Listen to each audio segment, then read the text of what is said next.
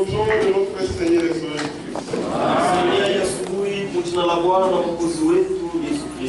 Que le Seigneur vous bénisse richement pour intervenir, l'adorer et écouter sa parole. Nous sommes à la fin. Le mieux que nous pouvons faire, c'est d'être toujours dans sa présence pour l'écouter. Que le Seigneur bénisse. Sans plus tarder, je vous invite à vous lever pour lire la parole de Dieu. Prenons Jean chapitre 3. Commençons au verset 14. Je lis au nom de Jésus-Christ. Et comme Moïse éleva le serpent dans le désert, il faut de même que le Fils de l'homme soit élevé, afin que quiconque croit en lui ait la vie éternelle. Car Dieu a tant aimé le monde,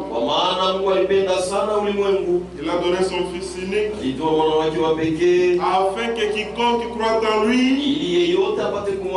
ne périsse point, mais qu'il ait la vie éternelle. Que le Seigneur bénisse la lecture de sa parole. Je vais prier. Notre Père Céleste, le Créateur des cieux et la terre, ton nom c'est Jésus-Christ. Nous te remercions pour le souffle de vie. Nous te remercions sincèrement pour nous avoir donné le privilège d'être dans ta présence ce matin. Il y en a beaucoup qui ont souhaité, mais ils n'ont pas eu cette grâce. Certains sont dans des prisons, d'autres sont sur le lit de malades. Mais nous, il t'a plu de nous compter parmi les vivants et de ne pas s'arrêter par là. Tu as conduit nos âmes pour que nous soyons ici afin de nourrir nos âmes. Merci Seigneur, nous sommes venus avec nos problèmes parce que nous croyons que tu es la solution à tous nos problèmes. Comme te les faisons connaître au nom de Jésus-Christ. Nous venons de lire ta parole. C'est ta parole, Seigneur. Aucun homme ne peut l'interpréter. C'est pourquoi, Seigneur, je ne suis rien qu'un simple homme mortel.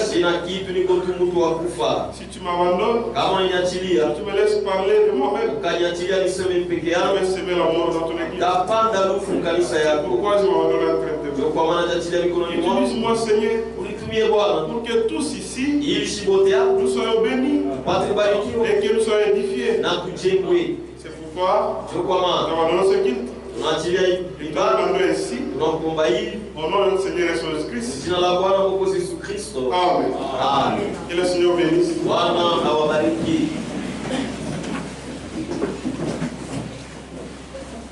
Car Dieu a tant aimé le monde, il a donné son Fils unique, afin que quiconque croit en lui ne périsse point, mais qu'il ait la vie éternelle.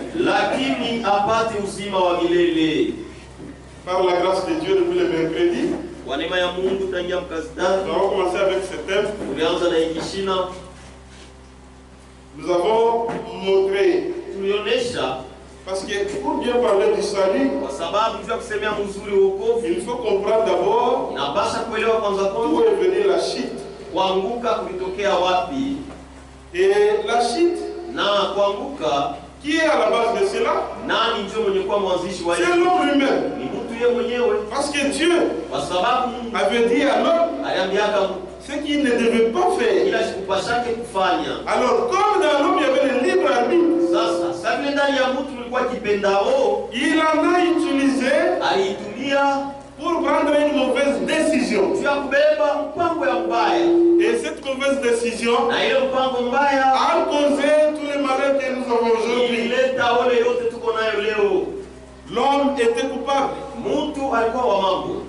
Que le Seigneur bénisse. Par la désobéissance d'un seul homme, cela a entraîné la destruction et la corruption de toute l'humanité. Comme nous dit l'Écriture, prenons la Romain.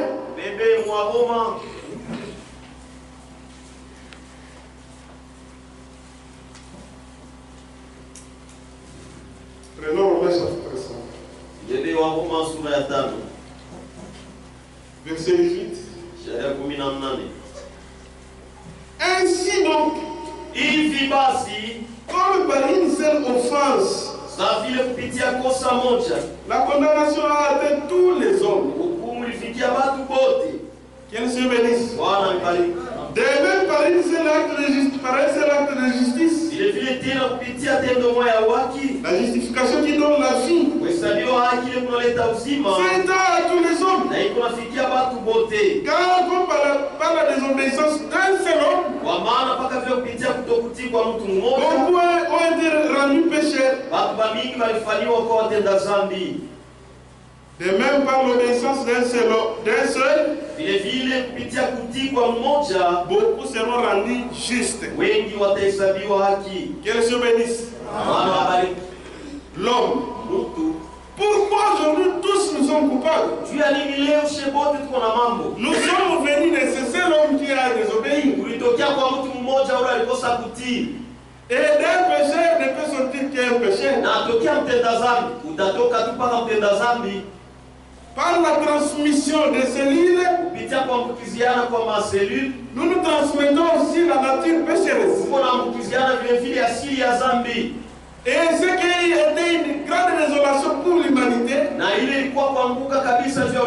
imaginez-vous mes frères, un homme qui ne tombait pas malade, qui ne souffrait pas, qui ne connaissait même pas ce que c'est l'enfer, qui ne connaissait même pas ce qu'est un hôpital. Mais à cause d'une seule désobéissance, il se retrouve piégé.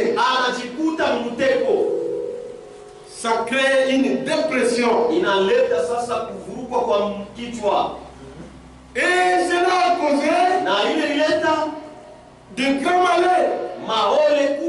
Parce que l'homme s'est retrouvé dans une situation qu'il ne s'attendait pas.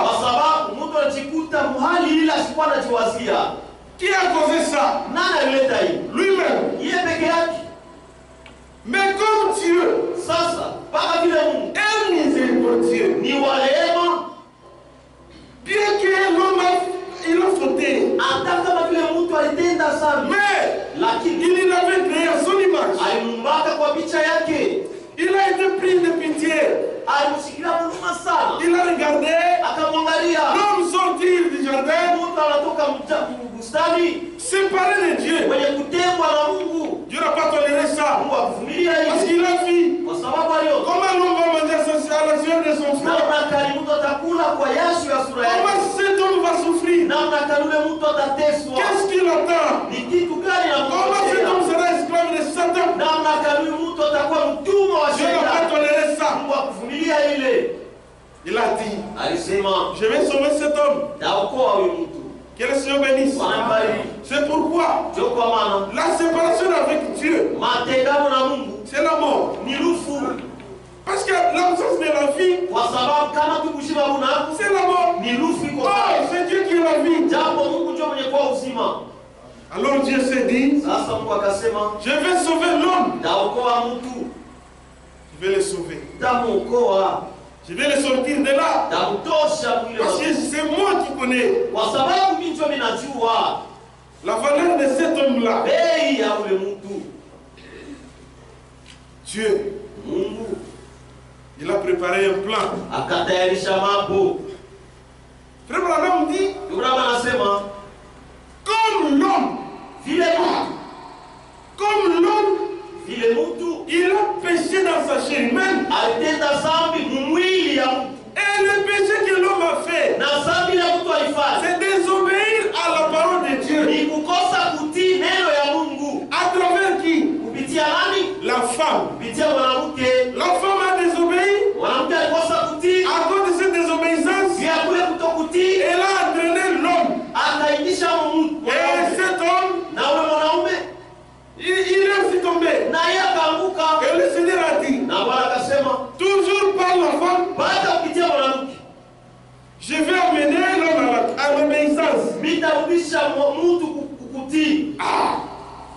C'est-à-dire, Dieu a promis la semence de la femme va venir écraser la tête du serpent. Une femme a désobéi pour entraîner le monde dans le péché. Et Dieu, par sa grâce, il est aussi venu par une femme qui a obéi. Le péché est entré par une femme qui a désobéi. Et la grâce est venue aussi par une femme qui a obéi.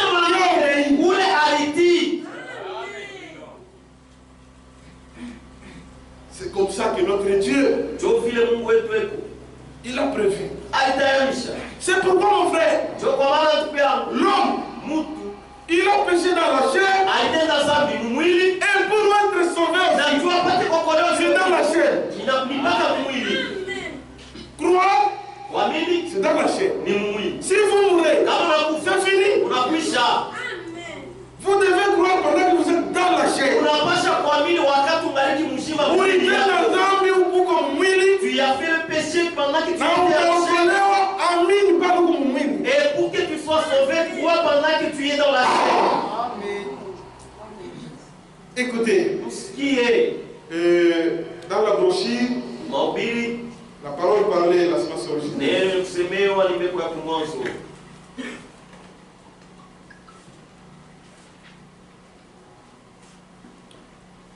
Page 15. Je pense que c'est la première partie. La première partie, évidemment. Il dit,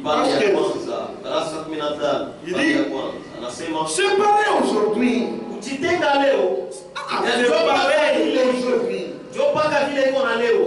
cette semence qui ne fait venir. Je suis cette semence qui ne fait venir. La semence de la femme.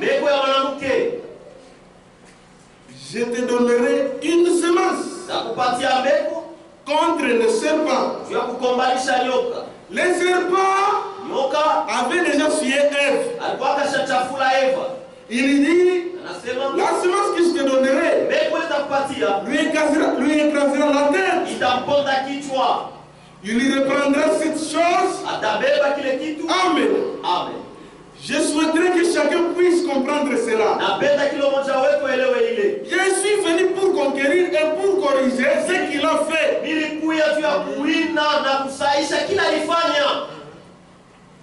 Et la seule manière par laquelle je puisse le faire est au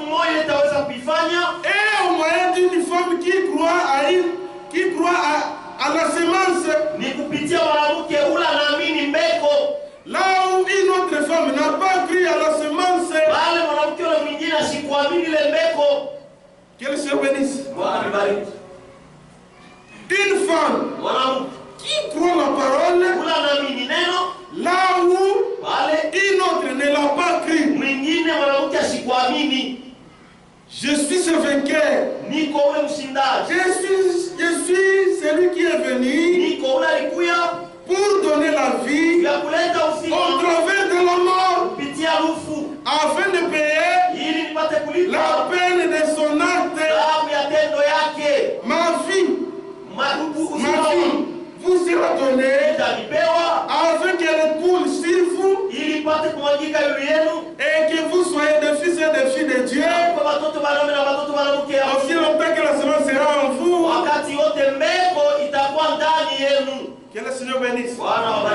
C'est pourquoi notre Dieu, imaginez, il a laissé la gloire, la louange, l'honneur. Il a accepté. Malgré son honneur, il a accepté d'être un homme pour mourir à votre place, à ma place, afin que vous puissiez vivre par cette mort-là. Et cet homme, c'est qui? C'est notre Seigneur et Sauveur Jésus-Christ. Il dit, je suis venu dans le monde pour le sauver, c'est pas pour condamner le monde. C'est pourquoi la Bible dit, Dieu a tant aimé le monde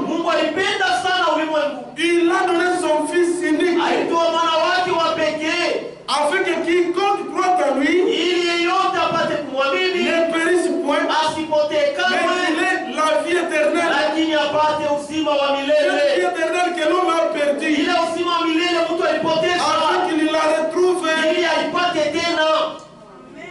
Que le Seigneur bénisse. Bwana mbariki. Maintenant, Sasa comme l'homme, sa vile Mungu en lui, ndani yake il y a ce libre arbitre. muko ile kipendao. L'homme était devant un choix Mtu alikuwa mbele ya uchaguzi d'écouter Dieu ya kusikia Mungu et de vivre na kuishi et de désobéir na kukosa kutii ou mourir. na kufa. Que le Seigneur bénisse. Bwana mbariki. C'est ce que Dieu avait dit à Adam. Ndio kile Mungu anambiaka Adamu. Il avait dit, Alisemaka les jours que tu mangeras, siku ile utakula tu mourras. utakufa. Aussi longtemps qu'Adam écoutait ça, Wakati wote Adamu alikuwa anasikia ile, il n'avait pas de problème. hakukwate mambo, Il n'avait aucun problème. hakukwata mambo moya. Que le Seigneur bénisse. Bwana mbariki. C'est pourquoi aujourd'hui, Ndio kwa maana leo Dieu place chaque homme devant ses choix. Mungu yuko anaweka kila mtu mbele ya ile uchaguzi. Celui qui croira Ule ataamini sera sauvé. ataokolewa. Celui qui ne croira pas Ule sitaamini sera condamné. atahukumiwa.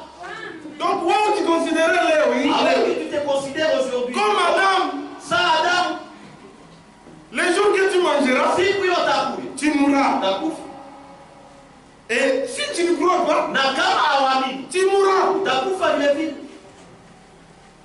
C'est pourquoi Ndio kwa maana on ne saura pas revenir sur tout ce qu'on aura vu au cours de la semaine. hatutaweza kurudilia yote ile tuliona katikati ya On va juma. revenir. Tunaendelea, Écoutez ce que le prophète dit usikie kile nabii anasema dans le temps de la moisson, wakati wa mavuno mahubiri, paragraphe 116. Il dit Wazo 116. Adam avait un choix à faire. Adamu alipashaka chakule Soit croire et vivre, au kuamini na kuishi, soit ne pas croire une seule parole ou mourir. au kukosa kuamini neno moja na Nous kufa. avons le même choix. Tuko na ile uchaguzi moya moya leo. Aujourd'hui, Leo Christ a déjà payé le prix. Kristo ashalipa bei. C'est que personne au monde ne pouvait le faire. Kila hakuna hata mtu mmoja anaweza kufanya. Qu'est-ce que Dieu exigeait? Mungu alikuwa anashurutisha Le sang d'un homme juste. damu ya mtu mwenye kuwa haki. Oh, tous les hommes ont été déjà coupables. Japo watu wote walikuwa na mambo, Personne ne pouvait le faire. hakuna mtu anaweza kuifanya. Mais Dieu, par sa bonté, Lakini Mungu kwa wema wake il a accepté de mourir comme un bandit. alitika kufe sa jambazi. Il a accepté de subir l'humiliation. Alitika pate ile haya. Frère, Ndugu, regardez aujourd'hui, muone leo il y a des gens qui se suicident uko watu wanajiwaka juste parce qu'on a publié leur nudité. juu balitangaza tu mbele ya watu waamini utupu wao, Ils se suicident. na anajua. Mais le créateur des cieux et de la terre, Lakini muumbaji wa mbingu à na cause de vous, juu yenu, à cause de moi, juu yao il a accepté d'être humilié. alitika patishwe haya Pour que moi et vous, juu mie na wewe nous puissions de nouveau tupate tena mara nyingine retrouver la communion avec Dieu. kupata ushirika na Mungu.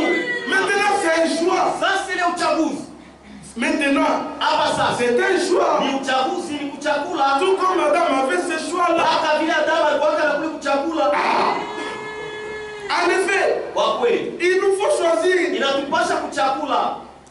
Si Dieu a placé Adam sur la base de la parole Kama Mungu aliweka Adamu kwa msingi ya neno et de la parole seule, na neno tu peke yake, et ensuite il nous place sur la base d'un credo kisha tena anatuweka yuri ya mafundisho ya watu ou de n'importe quel genre de credo, au tuzuru mafundisho gani, alors il sera injuste. sasa pale Mungu atakuwa mzalimu.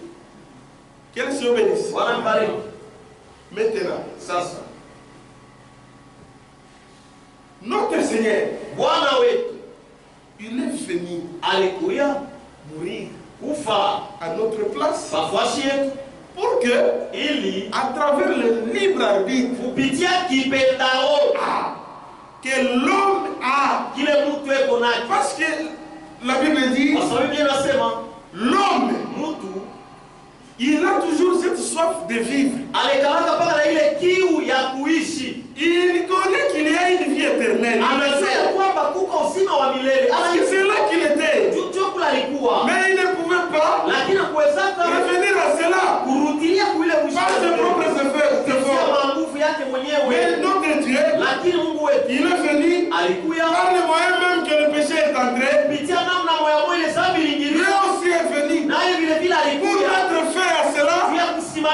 venu aussi par la femme. Il est aussi venu par la femme.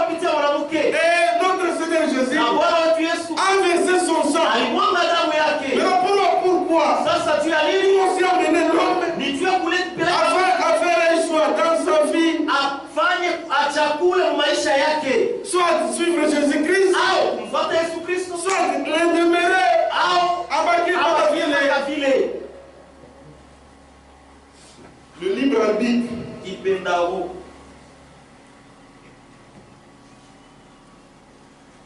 Le christianisme traditionnel. Page 93.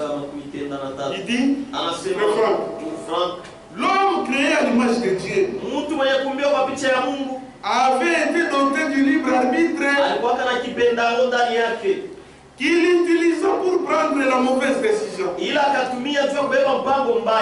c'est ainsi qu'il se perdit. Puisque Dieu avait créé l'homme faillible, il lui dit prendre lui-même la responsabilité de son salut. Dans la nouvelle création, amenée à la vie à travers Christ, dans la nouvelle création, amenée à la vie à travers Christ, la proportion de Dieu repose sur tous les fils et les filles de Dieu. De la même manière qu'elle reposait sur le premier-né.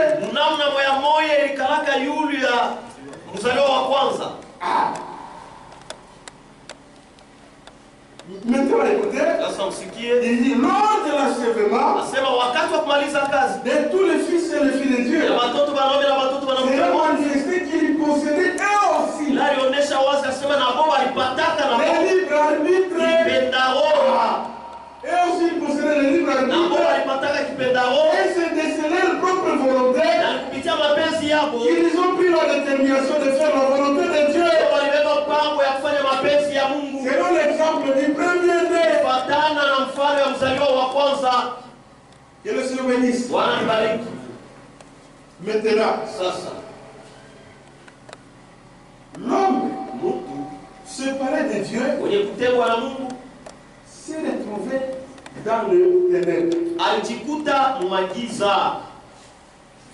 Esclave du péché, esclave de Satan. Mais par la grâce de Dieu, Christ est venu. Maintenant, comme l'avènement de Jésus-Christ est l'unique espoir pour l'humanité, c'est là demeurant tout au long de l'Ancien Testament la plus grande promesse que Dieu puisse faire à l'humanité. C'est pourquoi tout le long de l'Ancien Testament, il était toujours parlé de Christ qui est venu. Et lorsque Christ est venu, cela a été considéré comme une plus grande lumière qui puisse éclairer le monde qui est dans le ténèbres. C'est pourquoi lorsque Christ est venu, c'était une grande joie. Parce que la solution pour le péché, le péché dominé sur tous les hommes, qui qu'il soit, prophète, évangéliste, tous devant Dieu étaient coupables. Malgré qu'il y avait le sang d'animaux, les sangs d'animaux n'ôtaient pas le péché. Les sangs d'animaux couvraient le péché. Même si l'homme manifestait cette bonne volonté de revenir à Dieu, mais lorsque Dieu regarde, il voit les sangs d'animaux. Ça n'ôtait pas le péché. Mais quand Christ est venu, c'était une grande joie. C'était une lumière qui a éclairé dans le monde. C'est pourquoi la Bible dit. Écoutez ce que la Bible dit. Matthieu. Prenons Matthieu 4. Verset 16. Sur peuple assis dans les ténèbres a vu une grande lumière. Et sur ceux qui étaient assis dans les régions et l'ombre de la mort, la lumière s'est levée. Que le Seigneur bénisse. Prenons Luc. Luc chapitre 2. Luc.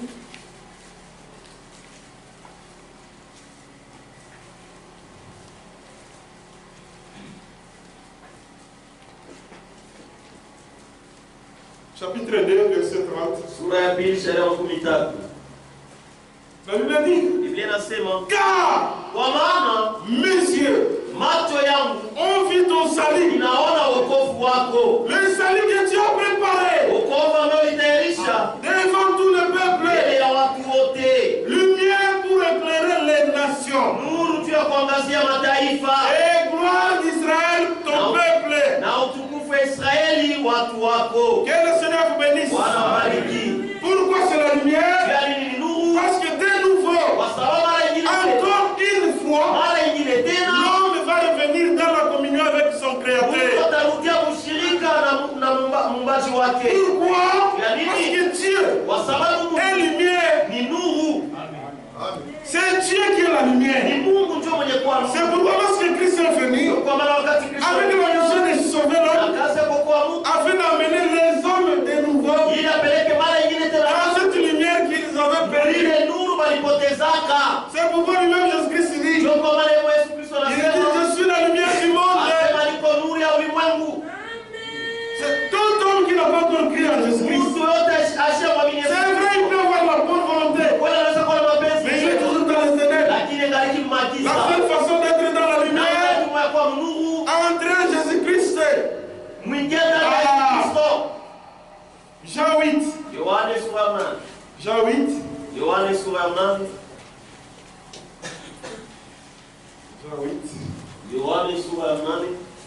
Verset 12.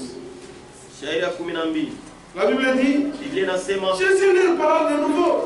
Et dit, je suis la lumière du monde. C'est lui qui me suit ne marchera pas dans les ténèbres, mais il aura la lumière de la vie. Que le Seigneur bénisse. C'est pourquoi Christ, il est venu pour nous donner sa vie. La seule demeure la lumière du monde. Que le Seigneur bénisse. Il est venu de nouveau pour nous donner la possibilité de redevenir des fils et des filles de Dieu. En lui. Parce que le seul homme que Dieu il a accepté, le seul homme que Dieu a créé, il n'a jamais péché. Lui qui n'a jamais connu le péché, mais il a accepté d'être péché pour nous, pour qu'il enlève sa mort, nous puissions vivre. Que le Seigneur bénisse. Il n'a jamais connu le péché. Écoutons ce que la Bible dit. Prenons Romains. Prenons Romains.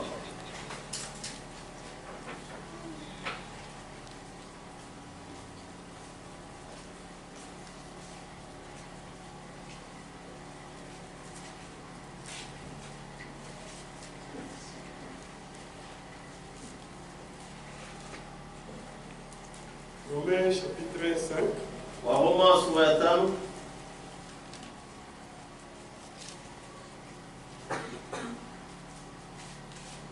Prenons seulement 1 Pierre. Prenons 1 Pierre. 1 Pierre chapitre 2. 1 Pierre chapitre 2. Voilà.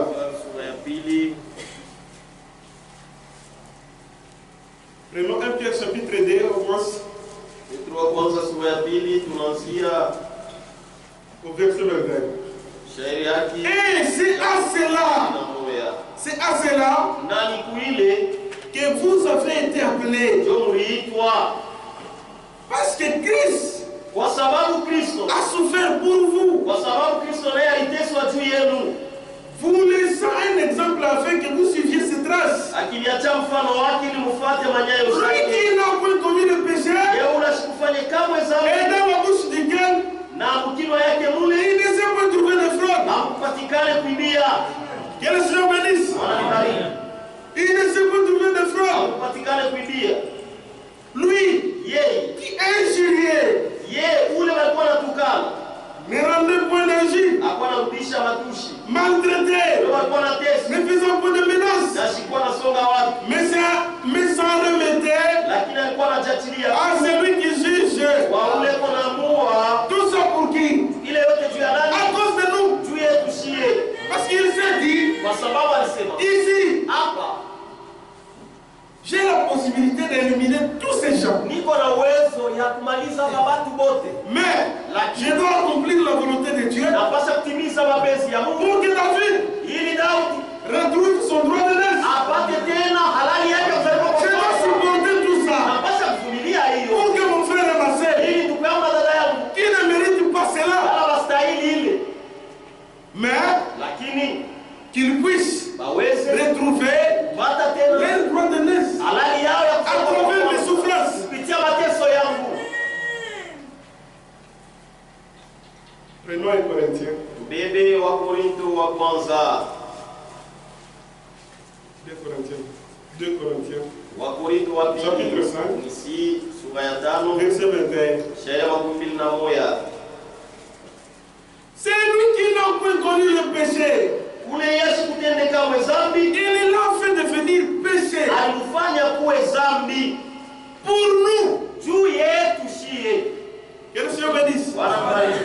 Il l'a fait devenir péché Alimfanya kuwa dhambi pour nous, juu yetu afin que nous devenions en lui ili tupate kuwa ndani yake justice de Dieu. uwaki wa Mungu. C'est ça le grand amour. Ndio mapendo kubwa. C'est pourquoi Ndio kwa maana aujourd'hui leo hii nous sommes coupables. Pourquoi? tuko na mambo juu ya nini? Parce que nous venons d'un homme qui a péché. Juu tunatokea kwa mtu anatenda dhambi. Mais mon frère, Lakini ndugu wangu, vous n'êtes pas coupable d'être un péché. hauna wa mambo juu ya dhambi, Mais vous êtes un coupable lakini kuna mambo de le demeurer. muvile kuna dumu. C'est-à-dire quoi? Ni kusema ni Vous êtes né péché. wewe uzalikwa mtenda dhambi. Qu'est-ce que vous pouvez faire? Unaweza kufanya nini? Rien du tout. Hakuna kitu. C'est lui qui a péché. Unatenda dhambi. C'est Adam. Ni Adamu. Et vous êtes venu de lui. Na unatokea kwake. Vous en faites rien. Qu'est-ce que Vous n'avez pas de choix. hauna cha kufanya? Mais Lakini Dieu n'a pas voulu que vous puissiez le demeurer. Mungu asipende udumu mwili Il a pris un homme juste. Il a pris un homme juste. Il a pris un homme juste. akabeba mtu wake Il l'a fait devenir péché. akakufanya kuwa dhambi juu yenu Pour que le péché qui est en vous ili dhambi ilikuwa ndani yako soit anéanti par la vie qui est en Christ. ipate kuvunjwa kupitia uzima ilikuwa ndani ya Kristo. Écoutez ce que Frère Aram dit. Sikia kile ndugu anasema. Il dit dans la brochure que tu vas aller voir. Anasema mahubiri mnaenda kuona nini? Il dit, paragraphe 61. Wazo la 61. Vous êtes ce que vous êtes. Muko kile muko, Vous ne pouvez rien faire. hamwezi kufanya kitu. Même si vous êtes un péché. Hata kama uko mtenda dhambi, Vous n'êtes pas responsable du fait que vous êtes un péché. hauna na kushito kwa vile uko mtenda dhambi. C'est vrai, vous êtes coupable. Ni kweli kuna mambo Parce que vous venez tu unakuya d'un homme qui a désobéi. unatokea kwa mtu Vous alikosa avez hérité sa nature. uliriti asili yake. C'est vrai. Ni kweli. Tous, personne ne peut se justifier. Wote heshima wote, hakuna mtu anaweza kujihesabia haki. Mais Lakini vous n'êtes pas responsable de cela. hauna kushito ya ile Parce qu'Adam, kwa sababu Adamu il était responsable de la décision qu'il avait prise. alikuwa na kushito ya mpango na libebaka. La décision qu'il avait prise Mpango na libebaka l'avait rendu coupable aussi. ilimfanya kuwe wa Mais mambo. vous aussi, Na wewe vile vile il dit, anasema vous n'êtes pas responsable hamna na majukumu du fait que vous êtes un péché. vile uko mtenda dhambi. Vous êtes responsable Uko na kushito du fait que vous restez un péché. kwa vile wewe unabakia tu kwa mtenda dhambi. Que le Seigneur me dise, Bwana mbariki. vous demeurez un péché. Unadumu mtenda dhambi. Pourquoi? Juu ya nini? La solution est déjà là. Jibu iko hapo Et tayari. cette solution, c'est laquelle? Na ile jibu ni nini? Un homme Mtu mmoja est venu alikuya mourir à votre place. kufa nafasi Il a yako. sacrifié sa vie Alitoa uzima pour wake que vous, ili wewe à travers lui, kupitia yeye vous puissiez vivre. upate kuishi. bénisse. Il y a un chemin préparé pour vous. Mais le fait d'être un pécheur, vous êtes né comme ça. Vous êtes né comme ça. En mentant, en injuriant, en volant. À cause de la nature que vous avez hérité. Vous êtes né au monde péché. Mais Dieu, il a déjà préparé un chemin pour vous et pour moi. Pourquoi? Parce qu'il ne veut pas que nous puissions rester dans cette condition.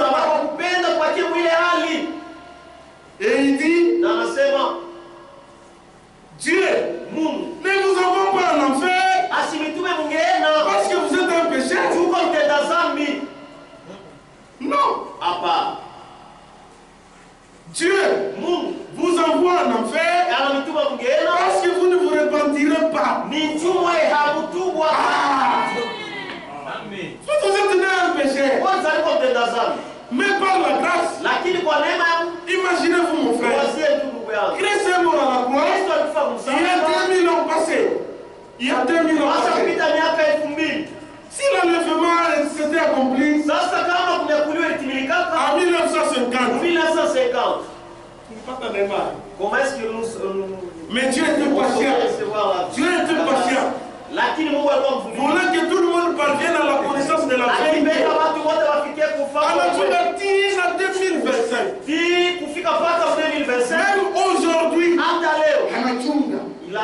parce qu'il a préparé un chemin, une voie par laquelle tous les hommes, sans exception, il a dit quiconque puisse parvenir au salut.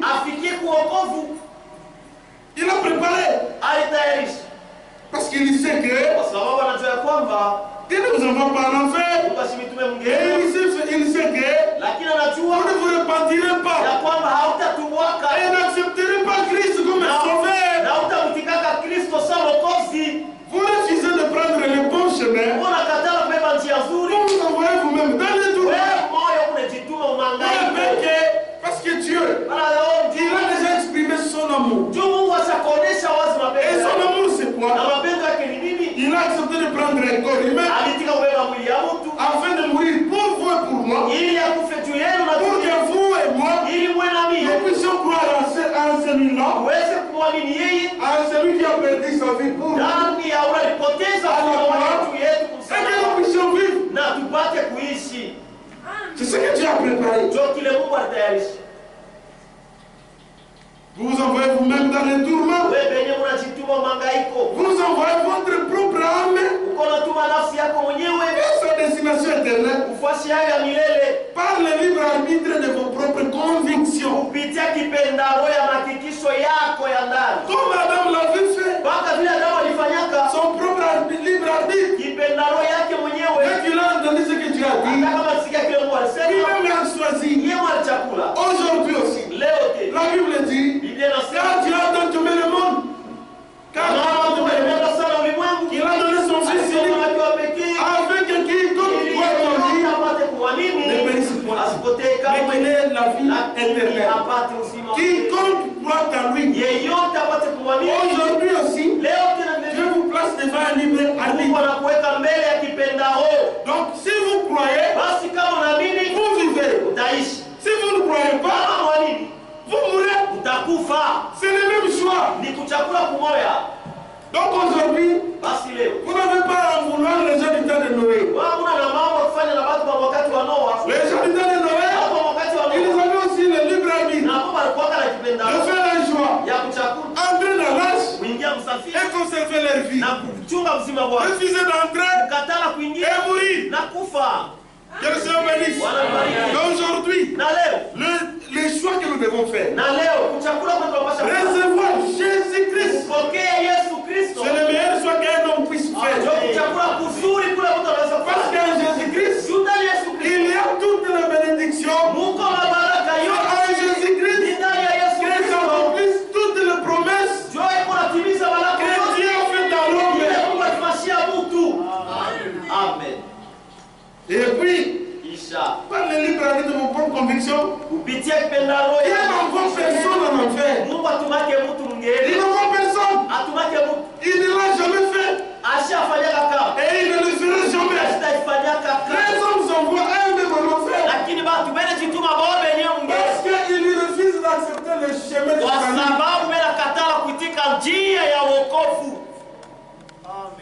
il est patient, Dieu. Il est patient. Il ne veut pas aucun périsse. Il ne l'a jamais voulu. Que le Seigneur bénisse. Écoutez, il explique, il dit Christ, il est venu nous donner la possibilité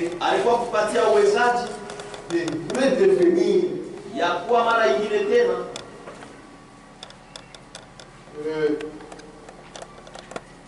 La parole parle. Il dit qu'est-ce manifestant continuant l'œuvre de son premier fils, le seul qu'il est engendré. Que le Seigneur bénisse. Le Fils unique que Dieu a créé, c'est Jésus-Christ. Nous tous aussi, nous devenons fils de Dieu. C'est en Jésus-Christ. Que le Seigneur bénisse. Le seul que Dieu a engendré. Vous voyez, et qui est mort pour notre vie hybridée.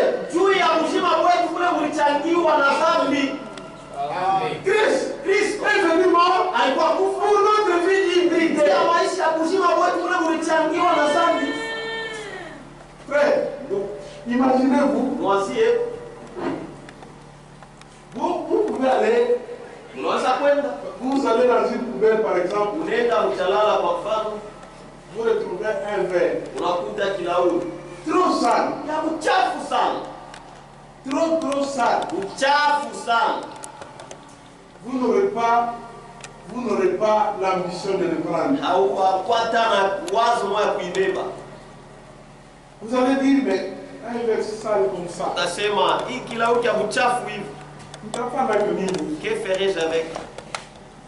mais c'est ce que Christ a fait. Lakini njo kile Kristo alifanya. Kitu kia buchafu. Quelque chose de très souillé. D'abord pour l'homme, l'homme ne peut rien faire même pour son propre. Pour faire du bien, il faut que Dieu entre en vous. Donc il dit que Dieu habite à Seigneur dans vous. Mais nous savons qu'il le compte. Mais tu es venu ramasser cela. Frère, nous. Il a ramassé, il a lavé cela.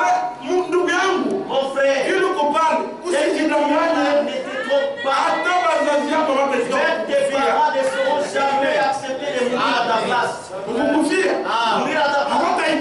Ils n'accepteront jamais. Lakini Kristo alifanya. Tu as kupatia muhimu. Rien. Hakuna pour te gagner seulement toi. Tu as kukuwina wewe. Oui, c'est bien. Que tu vives bien. Il est venu mourir. Alikuwa kufa. Pour notre vie hybridée. Tu as kushima wetu kule ulichagua. Afin qu'il puisse nous faire redevenir. Ili apate turudie tena. Des fils et des filles de Dieu. Kwa watoto wanaume na watoto wanawake ya Mungu. Par la réconciliation. Kupitia upatanisho.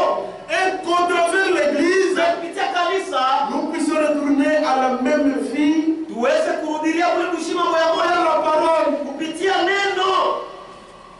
Que le Seigneur bénisse. Bwana bariki. Continuons à manifester la parole. Onesha neno tel qu'elle était en Christ. Kama vile ilikuwa ndani ya Kristo. Kristo était la parole de Dieu manifestée. Alikuwa neno ya Mungu linaonekana wazi.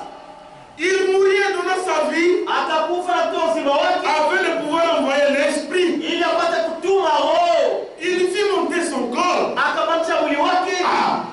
Oui.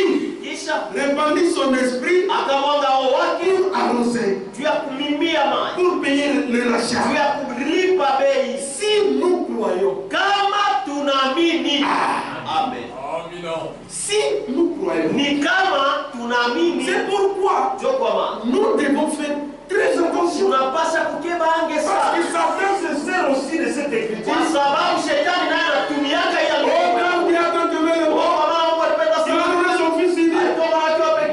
Afin que quiconque croit. Afin que quiconque croit. Il baisse la voix. Il oublie que pour obtenir l'amour de Dieu, il y a une condition. Quiconque, sans exception.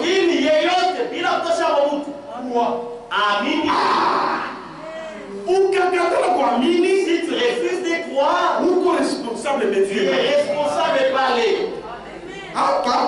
Là, on est responsable de tout dans un comme ça. Maintenant, là, tu n'es pas responsable parce que tu es. D'ailleurs, il y a personne qui avait choisi de naître dans sa famille. Personne. Est-ce que tu es responsable de naître dans ta famille? Parfois, nous nous vantons pour rien. Aussi, nous nous qui sommes les Tchoko. Est-ce que toi, tu avais choisi d'être les Tchoko? Si Dieu pouvait vouloir, il pouvait te faire naître chinois. Mais tu te vantes pour rien. Mais Dieu sait qu'il fait. Où que vous soyez,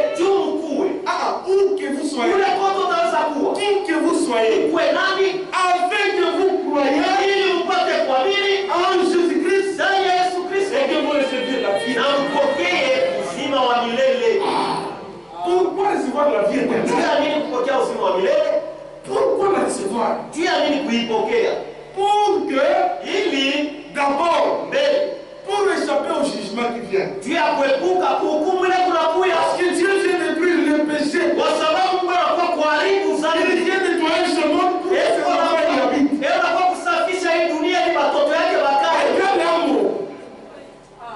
C'est pourquoi nous nous réfugions là où il n'y a pas de péché. Pour être en communion avec Dieu. Afin que nous soyons en communion avec lui. Par la parole de Dieu. Parce que c'est cette parole-là que l'homme avait brisée. C'est pourquoi Christ est venu. Pour que vous ayez la nature de Dieu. Et être en communion avec lui. Par la même parole que tu avais brisée. C'est pourquoi nous avons dit au frère de la semaine. La marche d'un chrétien, d'un homme, lorsque Dieu appelle un homme, la toute première des choses qu'il fait, il enlève le cœur de pierre, il met le cœur de chair, et puis il met son esprit. Pourquoi? Parce que un homme charnel ne peut pas comprendre les choses de l'esprit de Dieu. Pour l'aider à communier avec Dieu, c'est d'avoir la nature de Dieu. Comme ça, votre nourriture sera la nourriture de Dieu. Quelle est la nourriture de Dieu? Son parole. C'est pourquoi nous avons dit. Écoutez, le christianisme traditionnel,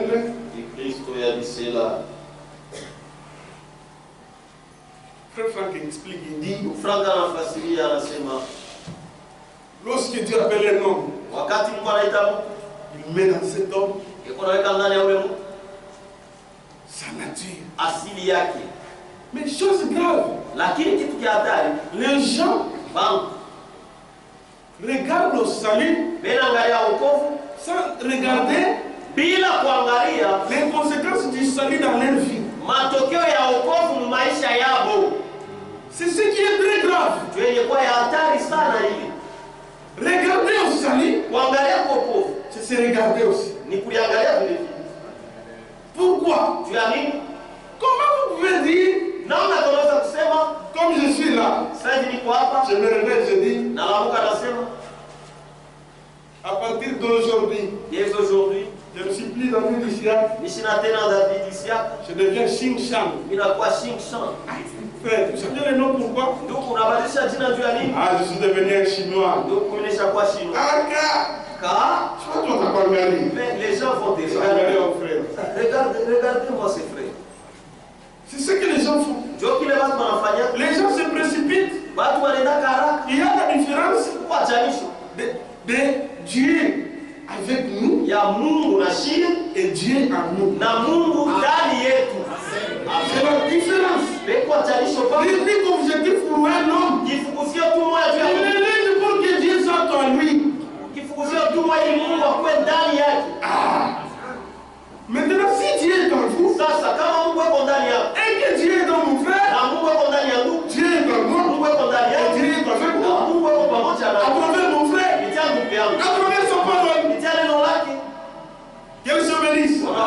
Parce que lorsque Dieu entre dans l'homme, il donne une nouvelle nature. Écoutez, Christian traditionnel, page 127. L'expérience de la justification, même fait à l'ancienne vie, vaincu sans Dieu, et il introduit le renouvellement intérieur. Que le Seigneur vous bénisse. Lorsque Dieu renouvelle l'homme intérieur, là vous vous retrouvez avec une nouvelle nature qui cherche les paroles de Dieu. C'est pourquoi la Bible dit, ceux qui avaient cru, ils sont demeurés dans l'enseignement des apôtres. C'est bien de recevoir Jésus-Christ, mais le mieux, Christ vous a sauvé pour être en communion avec vous dans sa parole. Alors, cherchez là où il y a l'enseignement des apôtres. Vous n'êtes pas le premier à être sauvé. Il y a eu des gens qui étaient sauvés avant vous. Lorsqu'ils ont été sauvés, ils ont demeuré dans la communion fraternelle, dans la fraction du Père et dans l'enseignement des apôtres. Qu'elle se bénisse. C'est ça. Pourquoi? Si vous ne mangez pas, comment est-ce que tu vas vivre? qu'elle se bénisse. Il dit, bien qu'il s'agit d'une seule œuvre de rédemption et de délivrance, l'œuvre de la grâce divine s'accomplit dans les divers domaines de notre vie. C'est pourquoi différentes notions sont employées pour l'exprimer. Sont exprimées. Pourquoi? L'objectif pour lequel Dieu vous a sauvé, c'est pour vous sortir du péché et que vous soyez enfants de Dieu. Et lorsque Dieu vous fait grâce, cette grâce-là enseigne l'homme. Comment cette grâce enseigne l'homme? Lorsque l'homme comprend qu'il a été sauvé par la grâce, il ne l'a pas mérité. En tout cas, lisons d'abord. Je l'avais même dit au plan de l'Assemblée. Ézéchiel chapitre 16. Ézéchiel chapitre 16. La Bible dit, verset 68. J'établirai mon alliance avec toi. Et tu sauras que je suis l'Éternel. Afin que tu te souviennes du passé et que tu rougisses.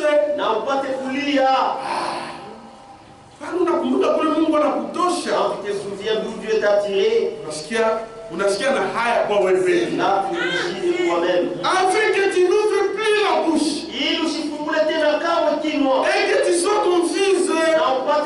Quand je te pardonnerai tout ce que tu as fait, dit le Seigneur l'Éternel.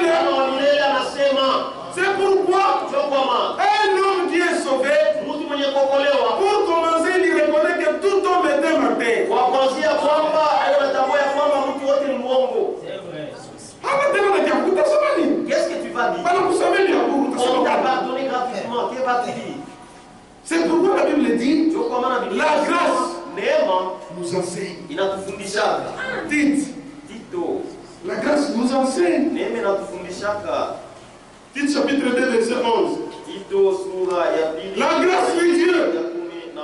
Neema ya Mungu. Son salut salut pour tous les hommes. Chemchemi ya wokovu juu ya watu wote. A été manifesté. Ilionekana wazi. Elle nous enseigne Iko natufundisha à renoncer à l'impiété. Kukaa maisha ya uchafu. Parce qu'on a sikia haya tuwe peke. Tu vas avoir honte de toi-même. Est-ce que moi je l'ai mérité vraiment? Mais c'est la grâce de Dieu. Même s'il faut manquer la honte. Tu vas retourner dans ce endroit que Dieu t'a sorti. Non. Même s'il arrivait. Attends quand même fiki. Unafanya erreur. Tu fautes.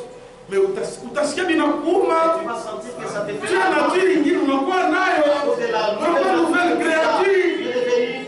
Voilà pourquoi, lorsque Dieu sauve un homme, il prend soin d'enseigner cet homme. Pourquoi? Pour que ce dernier puisse connaître la volonté de Dieu dans sa vie. Et nous enseigne à Philippi l'impiété. Et au convoitisme mondain. Et à vivre dans le siècle présent. Selon la sagesse, la justice et la piété. Comment nous allons comprendre que tu vas et puis mon frère, la parole de Dieu ici, c'est la nourriture et puis le remède. Tu peux être sauvé. Mais si tu n'écoutes pas la parole de Dieu, comment est-ce que tu vas croire? Là, tu vas faner. Et ta condition sera pire qu'avant. C'est pourquoi nous sommes toujours au pied de Jésus. Parce que nous sommes attentifs. Nous avons la Bible, on a déjà fermé la bouche. Quel est pour toi dans ce moment qui te fait c'est que tout homme dira ça ne fait rien. Si tu ne parles plus, qu'allons-nous faire? Que le Seigneur bénisse. C'est comme quelqu'un. Quand on va cuisiner chakula, si on te paye la nourriture et que tu n'as pas d'argent, tu seras respectueux. Il faut y aller. Ah non, ce qui fait c'est tu vas nous aider. Et là, Dieu qui t'a donné la vie éternelle, et tu fasses la tête. Non. Non, non. La femme peut aussi prêcher. Ça, c'est la tête dure. C'est Dieu qui t'a sauvé. Et toi, attends qu'il te dise. Je sais que tu as te dire. Mais c'est dans la parole de Dieu. Que le Seigneur bénisse. Il a déjà accompli l'œuvre de rédemption. Il a dit, oh c'est fini. David peut obtenir sa rédemption. Ma sœur, le chemin est déjà ouvert pour vous. Enfin, il fallait se présenter avec les gens d'animaux. Ce qui n'était même pas approprié. Mais aujourd'hui, vous pouvez vous présenter avec le sang approprié. C'est pourquoi Christ a dit, tout est accompli. Désormais, de quoi il s'agit? Allez annoncer cette bonne nouvelle. Pour que quiconque va croire, soit sauvé. Mais quiconque ne croira pas, c'est toujours un problème de choix.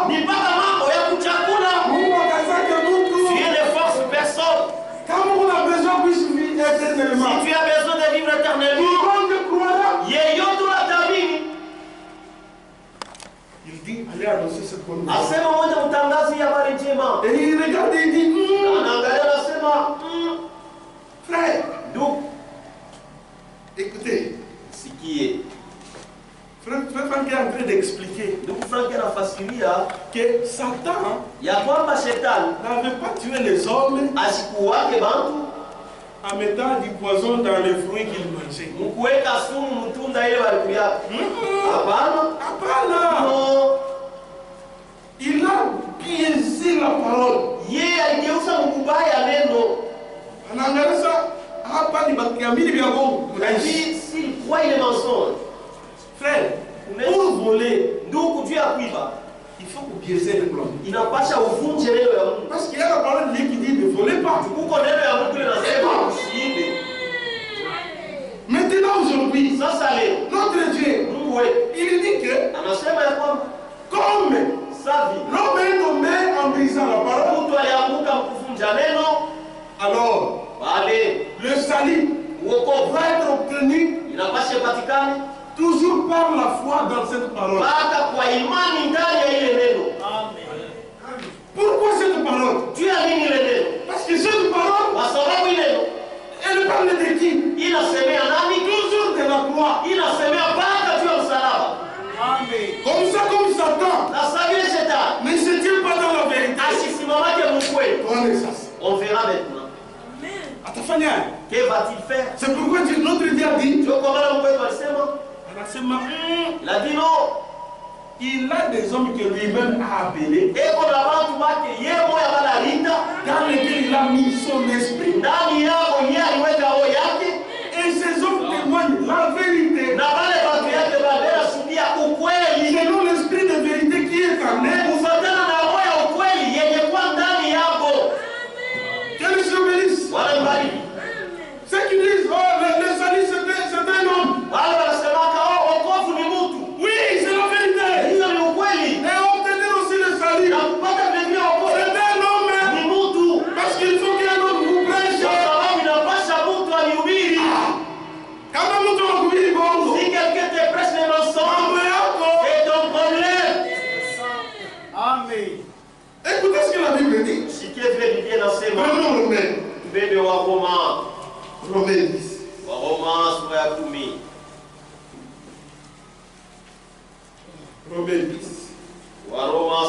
10. La Bible dit. Commençons au verset 13. Quiconque invoquera le nom du Seigneur sera sauvé. Comment donc invoqueront-ils celui à qui ils n'ont pas cru?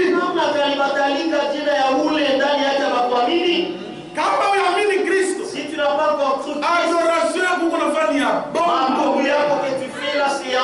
Utainvoke Mungu je na uamini Christ, c'est pendant que tu ne les crois pas. Comment? Et comment croiront-ils à celui dont ils n'ont pas entendu parler?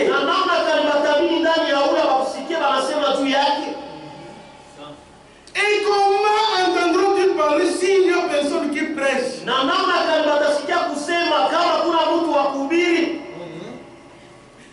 comment y aura-t-il le prédicateur s'ils ne sont pas envoyés? Comment? Si quand on a c'est-à-dire si tu te rencontres avec quelqu'un que Dieu n'a pas envoyé, allez, tu es sur un mauvais chemin. Tu es sur une très mauvaise pente. Parce que quoi ça va? Christ et Jésus-Christ, il est venu avec la grâce et la vérité. La grâce et la vérité. Pourquoi la grâce et la vérité? Parce que la vérité va vous donner la foi pour croire à cette grâce.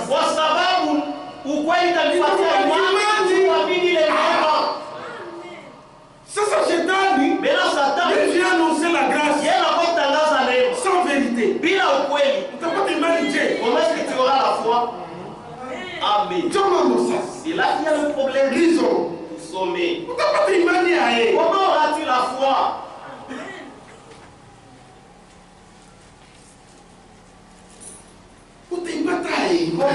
la voir. Oh, prenons Jean, chapitre 1, verset 17. La loi a été donnée par Moïse. La grâce et la vérité sont venus par Jésus-Christ. La grâce et la vérité. Et la vérité c'est quoi? Jean chapitre 17. La vérité. Verset 17. Sanctifie-les par la vérité. Et la parole est la vérité. Ta parole est la vérité. Voilà. Donc Christ est venu avec la grâce et la parole. Lorsque Christ vous fait grâce, il vous introduit dans la parole.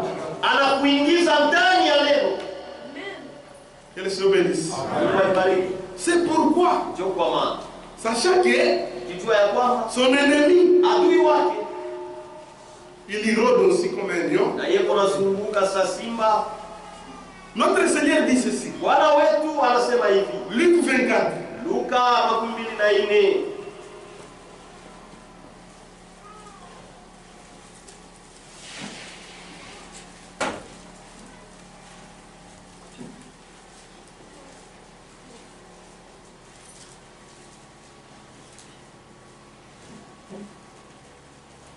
Il est dit, commençons verset 46. Et il a dit, ainsi il est écrit, le Christ souffrirait et qu'il ressusciterait de mort et que la repentance et le pardon de péché seraient prêchés en son nom à toutes les nations et à commencer par Jérusalem. Vous êtes témoins de ces choses. Et voici, j'enverrai sur vous ce que mon Père a promis. Mais vous, restez dans la ville jusqu'à ce que vous soyez revêtus de la puissance d'en haut. Quel Seigneur bénisse. Vous attendez. Pourquoi? Parce que maintenant, vous ne comprenez pas toutes choses. Mais quand l'Esprit de Dieu va venir, c'est pourquoi ne peut prêcher le salut que celui qui est le baptisé du Saint-Esprit. Kama una na Roho Mtakatifu, vous avez oublié à parce que si Christ n'est pas ressuscité, nous croyons en vain. Et les témoins de la résurrection de Jésus-Christ, les témoins de la résurrection de Jésus-Christ, c'est le Saint-Esprit. Le Saint-Esprit est le véritable témoin. Kama una naye, Si tu ne l'as pas, uko faux témoin, uko mshuhuda wa bongo. uko témoin wa bongo. Faux témoin. Parce que tu as témoigné nini vitu hauoni. Kwa sababu, qu'est-ce que tu vas témoigner des choses que tu n'as pas vues? On a témoigné bien hauoni. Tu témoignes des choses que tu n'as pas vues, mais tu es un menteur. Et puis tu fais des dieux menteurs. Kisha wafanya Mungu kwa Le véritable prédicateur, mhubiri wa kweli, d'abord il prêche ce qu'ils ont déjà expérimenté. mbele ya mahubiri yake amesha kuonja. Ça va, on a le Roho Mtakatifu. Et là, toi, tu n'as pas le Saint-Esprit. Voilà pourquoi. Bongo sasa kunaingia. Voilà pourquoi les mensonges s'est introduit. Nani Kristo tutamhubiri tupashe yote. Ce n'est pas comme ça. Parce qu'il s'attend aussi. Il se déguise en ange de lumière. Et il apporte aux gens un faux évangile. En croyant à un faux évangile, les gens reçoivent un autre esprit. Mais si un homme de Dieu rempli du Saint-Esprit,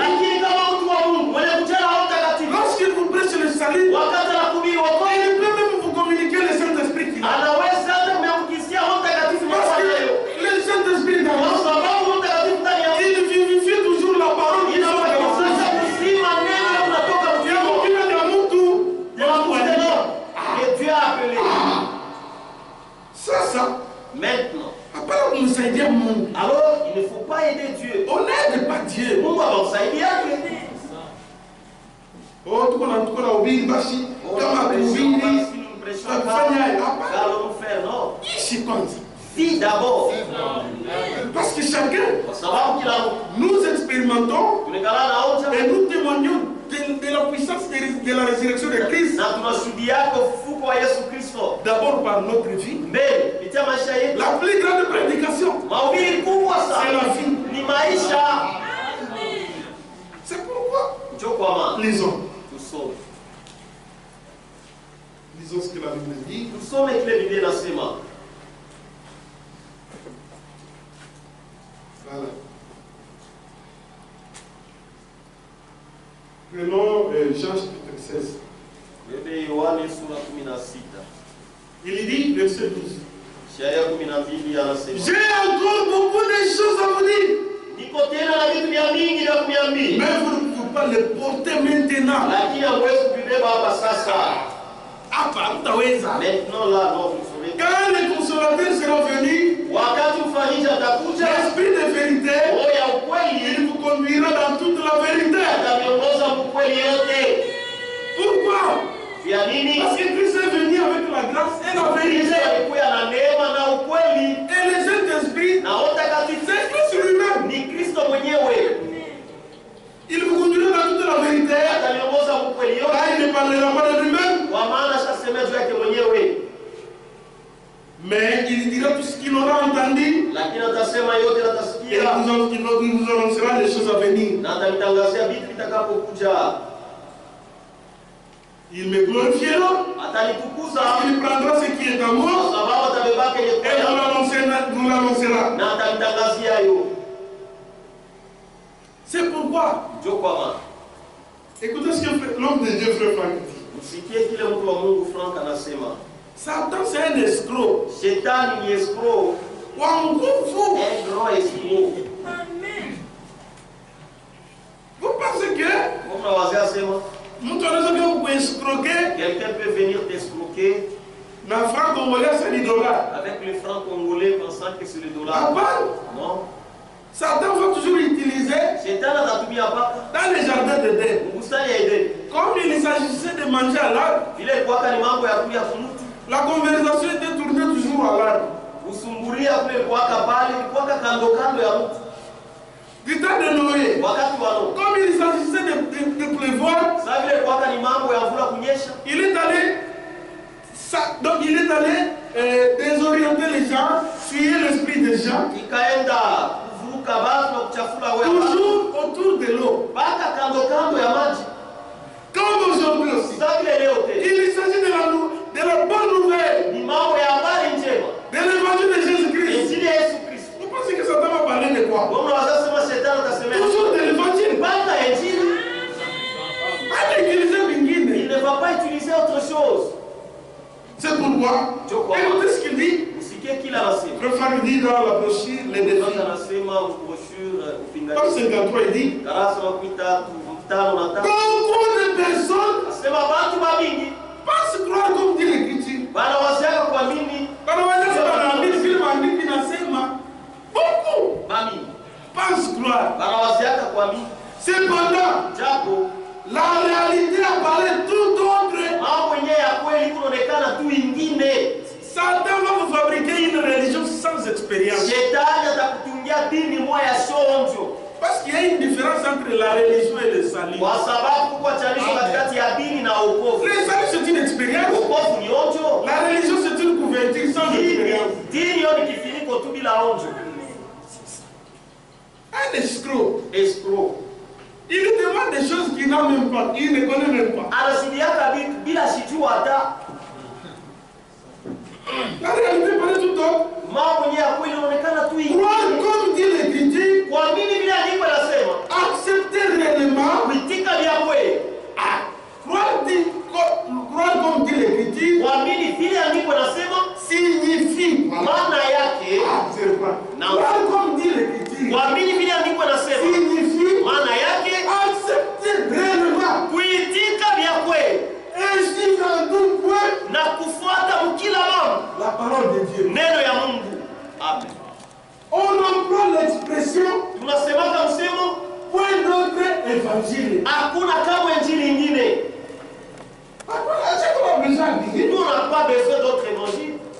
C'est pourquoi nous avons toujours dit. Ndio kwa maana tunasema Si le message du temps de la fin kama ujumbe wakati ya mwisho n'est pas l'évangile de Jésus-Christ, haina injili ya Yesu Kristo, alors nous sommes foutus. pale tuko tu baovu. Nous sommes foutus. Pale tuko baovu. Parce que Paul a dit, Kwa sababu Paulo alisema même quand il est judiciaire, hata wakati malaika vous apportera un autre évangile. atamiletea injili Il soit anathème. alainiwe sana.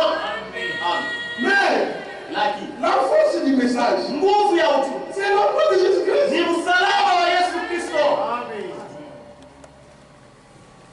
Il dit, Anasema on emploie l'expression, il dit, c'est au fond. na mupana On a tout autre évangile. tuko na injili ingine Il n'est pas évangile originel. ile aina injili ya Et kumwanzo Jésus-Christ, ya Yesu Kristo les apôtres, ya wamitume. toutes les églises chrétiennes Makanisa yote ya Kikristo déclarent être bibliques. iko nasema ni ya Kibiblia, Mais cependant, lakini deviennent plus ou moins, iko nakuwa tu devient plus ou moins iko nakuya tu loin de la Bible.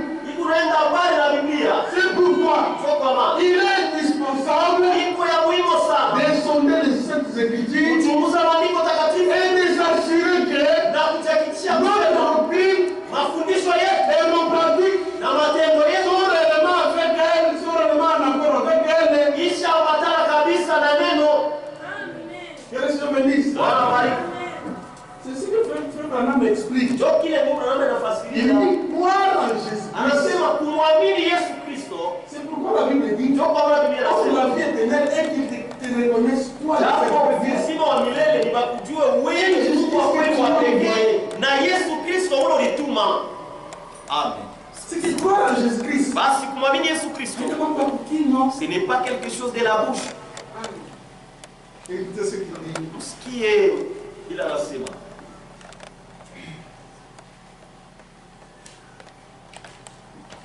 Dans la brochure, la parole parlée. neno yenye kusemewa mahubiri, La parole parlée, neno yenye kusemewa la semence originelle. ni mbegu ya mwanzo. Écoutez ce que l'homme de Dieu dit. Msikie kile mtu wa Mungu anasema.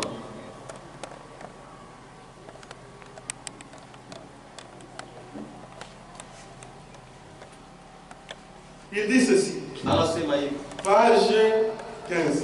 Darasa wa 15.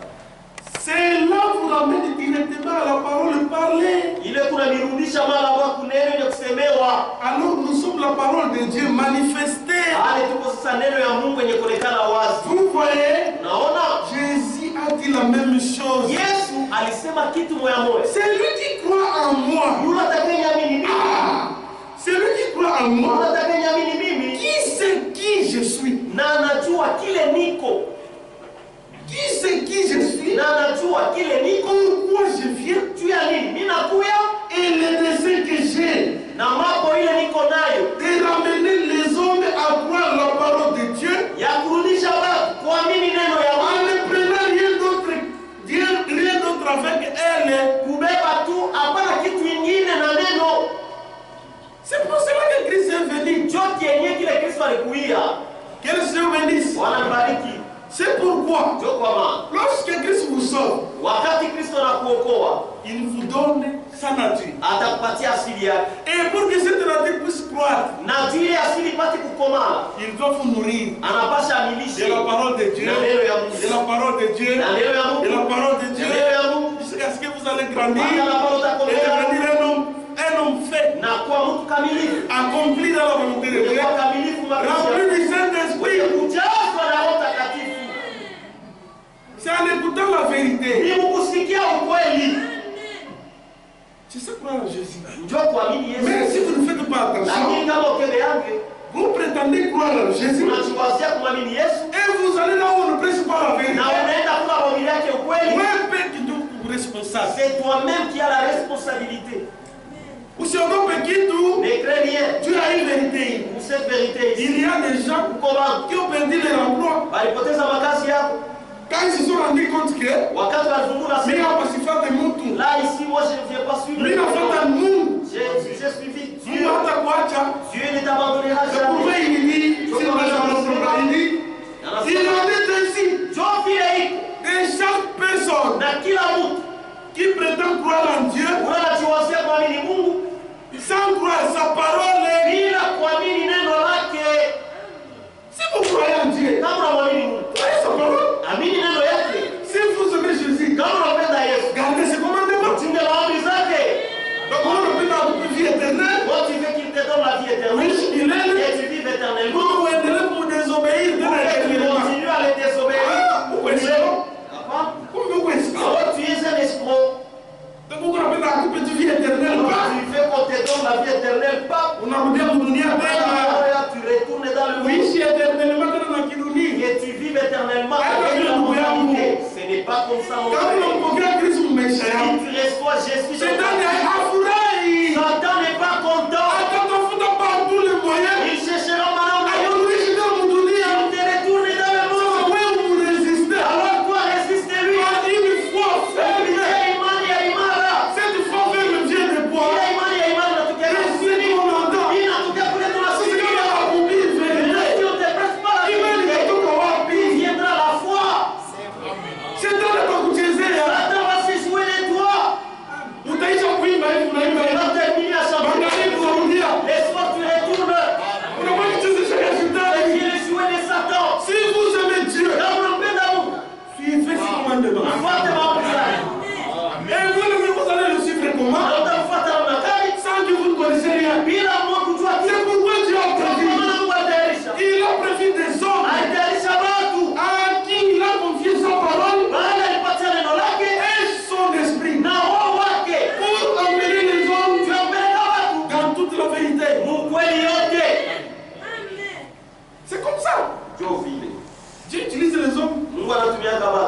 Pour prêcher.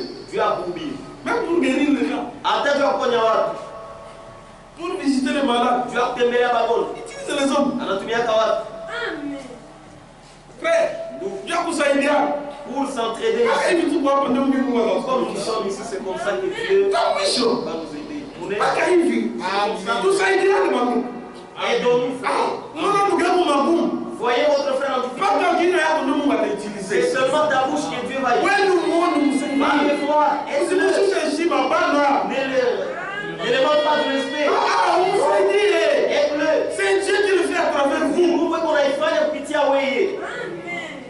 Qu'elle se bénisse. Quand il est malade, s'il est malade, va le voir. Dieu compte sur vous et sur moi. C'est nous qui représentons Dieu sur la terre. Si les gens veulent trouver là où Dieu se trouve, Dieu est dans ses enfants. C'est là qu'il est. Parce que ses enfants sont dans la parole.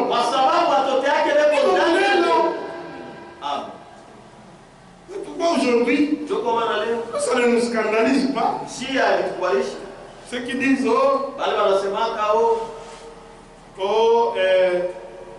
dans un homme, c'est Branham. Il a crié à Jésus-Christ. Tout comme aujourd'hui, je peux dire Dieu dans un homme. C'est frère Kissim. C'est frère Michel. C'est la terre sainte. C'est tel frère. Quiconque croit en Jésus, si il croit de tout son cœur et qu'il est baptisé du Saint-Esprit, Dieu est dans cet homme-là. Ou cacher sa main. Ou t'as pas ta barre. Ou t'as pas ta barre. Si vous prétendez croire dans sa parole, sans croire sa parole, et puis tu prends un credo dénominationnel pour les croiser avec la parole. Tu as un problème. C'est là le problème. C'est ça le grand problème. Les gens ne savent pas. Quand Dieu envoie un réveil, il donne aux hommes l'occasion de revenir à la parole. C'est ça même un réveil. donne l'occasion de revenir à la parole de Dieu. Parce que seule la parole de Dieu démène la lumière des hommes. Mais malheureusement, les luthériens, quand ils ont reçu la lumière, au lieu de demeurer dans cette lumière-là, ils ont pris les autres choses qu'ils ont ajoutées. Un réveil, plus les interprétations, ça donne la mort. Amen. Et directement Dieu quitte. La même lumière là est venue du temps de Wesley. Lorsqu'ils l'ont pris, parce que la lumière c'est Dieu lui-même. Écoutez d'abord ce qu'il dit. C'est Dieu lui-même qui est la lumière. Lisons. Jean 12. Jean 12. 46. La Bible dit, je suis venu comme une lumière dans le monde. Avec quiconque croit en moi, ne demeure pas dans les ténèbres. Ne demeure pas dans les ténèbres. Verset 46. Verset 46 qu'on a dit. Prenons verset 36. Pendant que vous avez la lumière, croyez à la lumière, afin que vous soyez des enfants de lumière. C'est Jésus-Christ qui est la lumière. C'est pourquoi quand Dieu a la lumière, si vous osez mélanger cela avec autre chose, c'est fini. C'est fini, ça devient la mort. C'est pourquoi Christ est venu nous sauver pour que nous soyons les enfants de la lumière. Et quelle est cette lumière? La parole de Dieu. Maintenant, le message final de la fin, c'est quoi? C'est toujours la lumière qui nous amène encore une fois d'avoir une foi biblique. C'est pourquoi, si vous n'avez pas une foi biblique, vous n'êtes pas croyant du message. Si vous n'avez jamais, c'est votre première fois, le message du temps de la fin nous retourne aux Écritures. Croire le message, c'est recevoir Jésus-Christ dans votre vie. Et de s'aligner totalement à sa parole. C'est ça, croire le message. Amen. Beaucoup prêchent avec les brochures de Frère Branham. Mais ils ne prêchent pas la croix.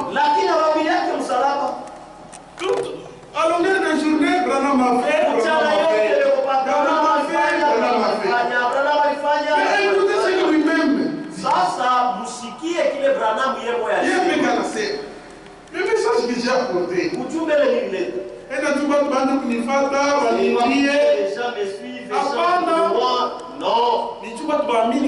c'est pour que les gens croient et qu'ils fassent l'expérience dans leur vie. C'est ça. Écoutez, tout ce qui est résumé des âges. Résumé des âges. Là, il dit, ah non, qu'est-ce que ça? Je rapporte aux gens un message pour les pousser à le suivre. Ou à se rapprocher de l'assemblée. Ou à fonder un groupe. Ou une organisation. Non. Ou les enfants de Malachi 4. Nous sommes les enfants de Dieu. En Jésus-Christ.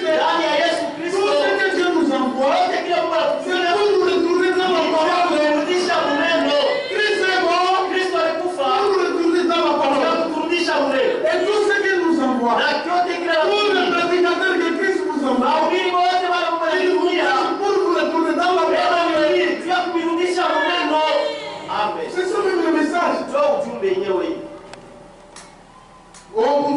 l'organisation. Je n'ai jamais fait cela. Je ne le ferai pas. Maintenant, je ne le ferai pas. Je n'ai pas d'intérêt à cela. J'ai en revanche un intérêt pour les choses de Dieu et pour les gens. Et je serai satisfait si je peux réaliser une seule chose. C'est de voir s'établir une relation spirituelle véritable entre Dieu et les hommes. Et qui établit cette relation? C'est Jésus-Christ. Pourquoi le message? Pour conduire à la gloire. Amen. Parce que c'est là que tu vas te rencontrer avec Christ. Et c'est là que tu entreras en Christ. C'est là-bas. Le message n'est pas quelque chose qui vient en ajout à la parole de Dieu. Pour bien expliquer la parole. Non. Le véritable prédicateur, il trouve une parfaite harmonie des Écritures. Amen. C'est ça. L'interprète, mon message a beaucoup là-bas. Si nos frères s'habillent correctement, c'est parce que c'est la Bible qui le dit. Nous l'avons compris à travers qui? À travers un prophète. Amen. À travers un prophète. Pendant que les autres dans les autres églises, on leur dit Mungu ni muro. Mungu angalia du pantalon. Mais si on nous dit que la femme s'habille décemment, c'est la Bible. Oh, Branham, aujourd'hui, Branham, il avait l'esprit d'Élie. Comme nous dit l'Écriture. Lorsqu'Élie est venu, la toute première des choses qu'il avait fait, il avait établi l'autel. C'est pourquoi Branham aussi, lorsqu'il est venu, il a commencé à établir l'évangile. C'est lui qui a correctement prêché l'évangile. Dans notre temps, à nous ramener directement dans l'église. Amen. Ce n'est pas le message, c'est le message. C'est pourquoi, même quand on prête, le message, non. Le véritable message du temps de la fin, c'est un message biblique. Même le prophète dit, si on veut voir une relation spirituelle entre Dieu et les hommes, les hommes qui deviennent de nouvelles créatures, selon sa parole, selon sa parole, j'adresse à tous une invitation, un appel et un avertissement pour que vous écoutiez sa voix maintenant. C'est ça le message du temps de la fin. Vous écoutiez sa voix maintenant. Maintenant même. Et que vous lui abandonniez entièrement votre vie. Comme je suis certain de lui avoir abandonné tout ce que j'ai. Que le Seigneur bénisse. C'est pourquoi l'évangile que nous sommes, c'est le même évangile qui a commencé à la Pentecôte. Sauf que Dieu, il sait que, il sait les époques, les âges. Dans notre âge, il a décidé de tout nous révéler. Pour que nous soyons des hommes capables de résister au diable. Parce que Satan manipule la parole de Dieu pour perdre les gens. Et dans notre temps, Dieu nous a révélé toute sa parole.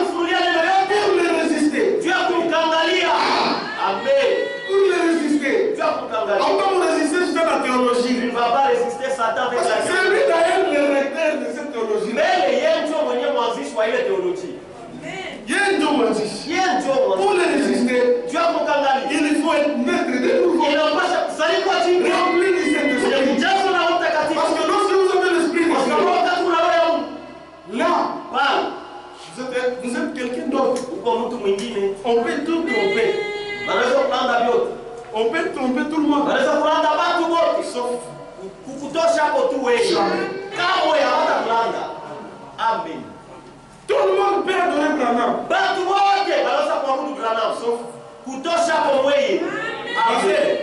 Sauf c'est pourquoi un véritable chrétien, il a un objectif, c'est atteindre la perfection. Amen. C'est pourquoi il faut grandir. Venez écouter la parole de Dieu. C'est l'unique chose qui peut vous aider à grandir. Amen. Écoutez ce que notre frère dit.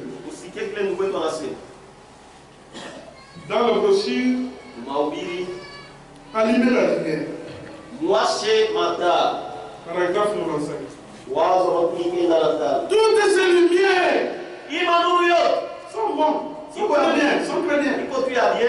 L'église aujourd'hui, c'est cette lumière-là, plus ce qu'elle a reçu aujourd'hui. C'est que le véritable luthérien aujourd'hui, c'est nous. Parce que nous gardons le même évangile que Luther a prêché. Parce qu'à cet évangile que Luther avait, il a ajouté quelque chose. Et il a confié ça à Wesley. Wesley a prêché la vérité. Après la mort de Wesley, ils se sont organisés avec cela. Christ, par sa grâce, au temps de la fin, la même lumière que Luther avait, la même lumière que Paul avait, la même lumière que Wesley avait, il a ajouté quelque chose pour notre vie. C'est que les véritables méthodistes, c'est nous. Parce que nous avons la même lumière que Wesley avait. C'est que Dieu a ajouté. Amen. Ça ne fait pas des choses différentes. C'est pourquoi la véritable prédication de l'évangile, c'est dans la lumière. Pourquoi? C'est pour amener l'homme à être un véritable adorateur. Il adore Dieu en esprit, en vérité. Sinon, Satan va t'escroquer. La véritable lumière. Il dit, plus cette lumière ici, c'est elle qui doit achever la moisson. Comme nous le voyons, l'arbre lui-même,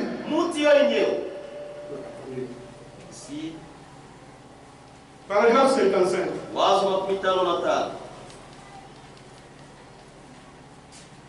Il dit, les pharisiens, les sadducéens, les hérodiens et tous les autres, ils avaient se mettre dans des confusions dans le monde. Comme ils l'ont fait dans tous les âges. Que les gens ne pouvaient pas voir la vraie lumière. Or, la vraie lumière, c'est Christ lui-même. Pendant que je suis avec vous, croyez à la lumière. Que le Seigneur bénisse. Pour être qui? Enfant de la lumière.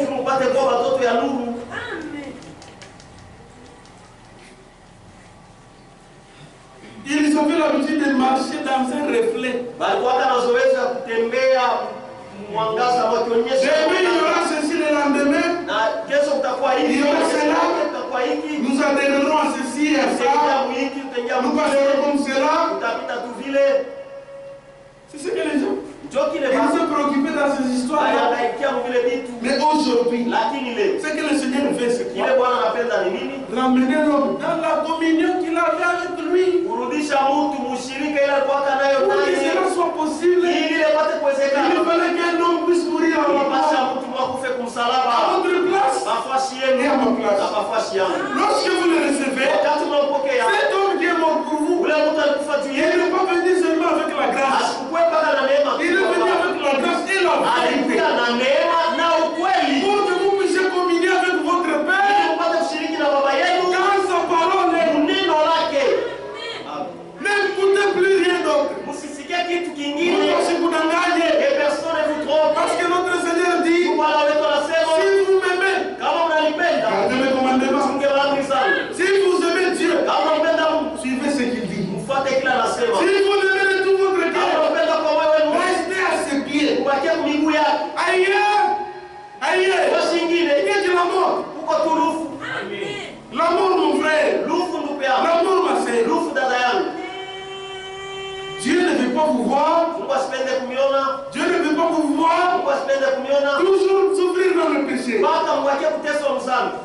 Dieu ne veut pas vous voir l'esclave du péché. Dieu veut vous délivrer en vous donner une nouvelle nature. Que le Seigneur bénisse. Écoutez ce qu'il dit dans ma brochure, des choses qui doivent arriver. Comme un germe qui entre dans le sein d'une femme,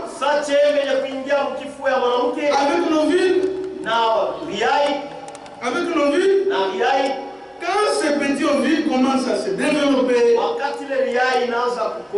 la brochure, les choses qui sont à venir, paragraphe 80, qui commence à produire des germes,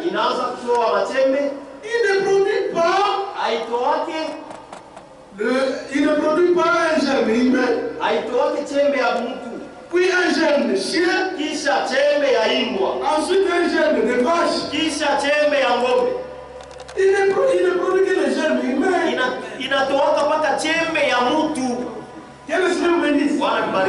C'est ce que Dieu fait. Comme l'homme a brisé la parole, la parole s'est faite chair pour mourir dans votre place, afin de vous racheter. Pour qu'à travers la parole, vous soyez amenés à la croix pour recevoir votre salut. Et à la fin, pour rester en communion avec votre Père, dans sa parole.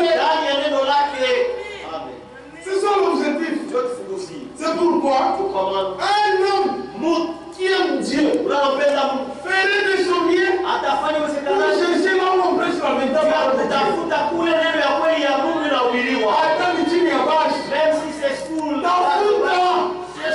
Tafuta mon frère.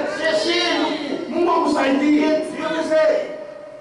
Et si vous n'êtes pas loin d'ici, venez.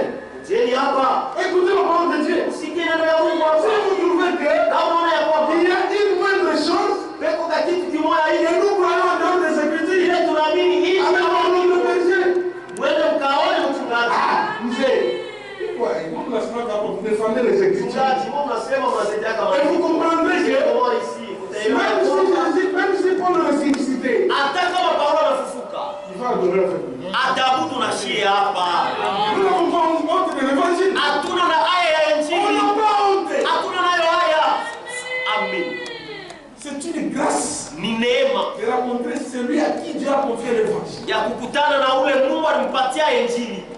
Parce que le véritable évangile, ce sont les promesses manifestées. C'est ça l'évangile.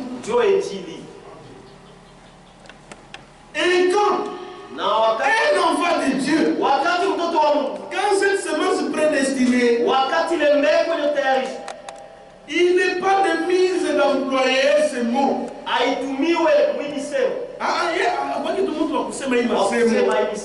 Mais c'est Dieu. C'est la Bible de Dieu. Non. Ici, la présence de Dieu peut prédestiner pour tout concourir à son honneur. C'est-à-dire, C'est-à-dire, lorsque quelqu'un vient à Dieu, wakati mtu anakuwa kwa Mungu, tout concourt à son bien. yote vinaanza kutumika kubizuri yake.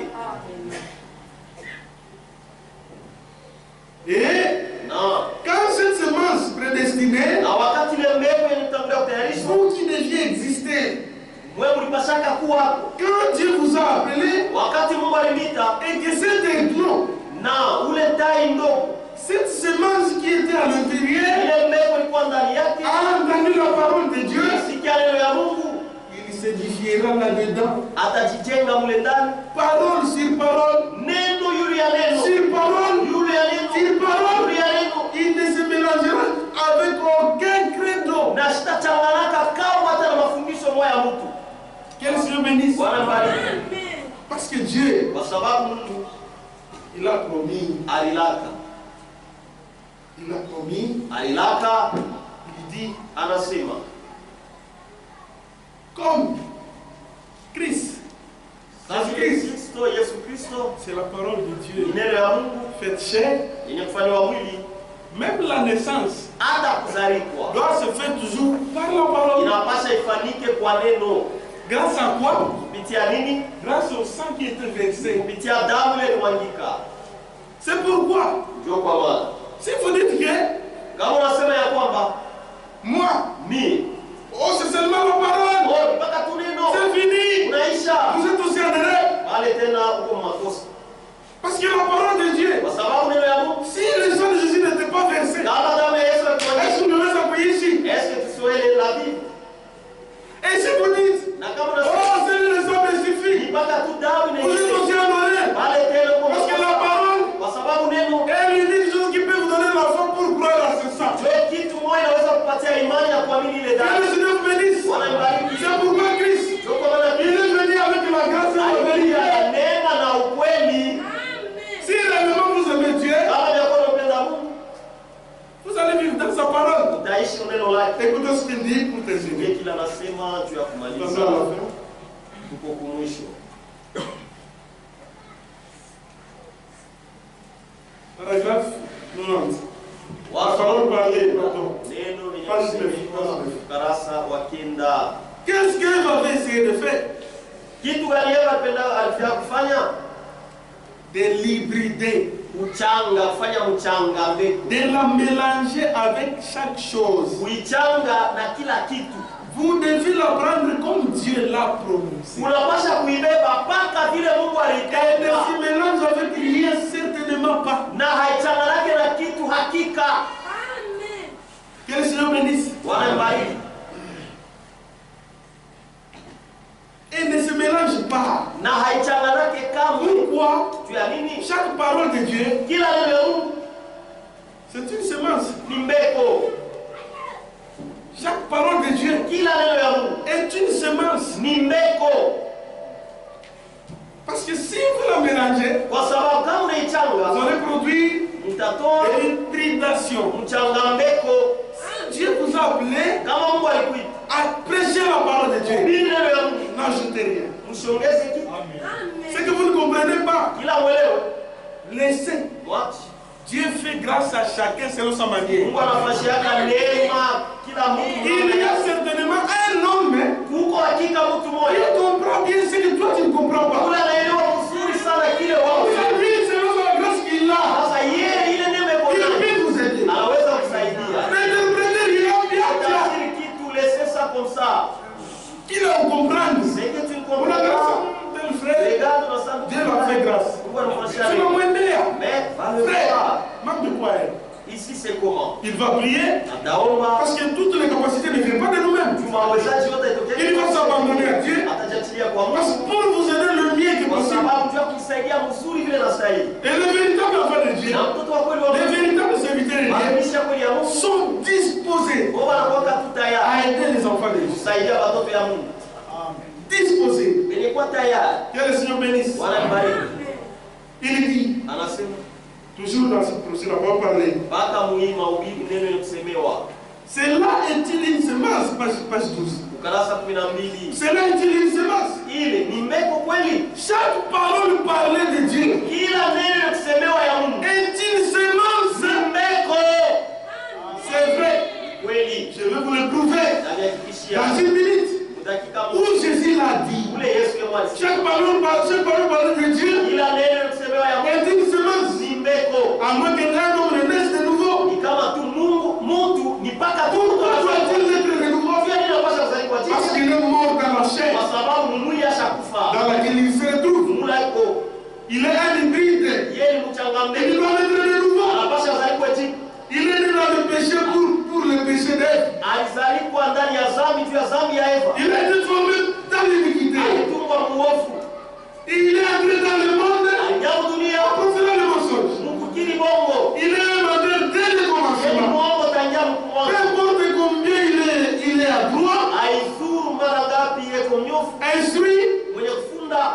ses parents soient saints, Bazazi yake wako watakatifu. autre, Hao vitu il vingine. est menteur dès le commencement. Yeye ni muongo tangia Et kwa. le seul moyen pour lui de dire la vérité Namna tu moyo yake kusema est ukweli. de dire ce qu'a dit la vérité.